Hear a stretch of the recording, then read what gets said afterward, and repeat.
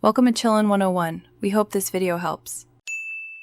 You start by confirming two-factor authentication is active for your Apple ID because app passwords require that extra layer. Once done, open Settings and tap Passwords to ensure the keychain is ready. Enter your device passcode when prompted.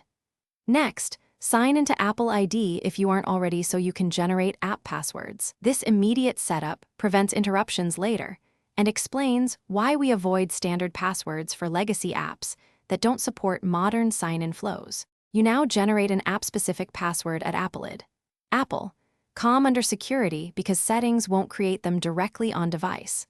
Once signed in, click App-Specific Passwords and Generate Password. Give it a clear label so you remember which app it belongs to. Copy the long string Apple provides. Make sure to paste it into the app's password field immediately since you can't view it again. This isolates that app from your main Apple ID credentials and reduces risk if the app is compromised.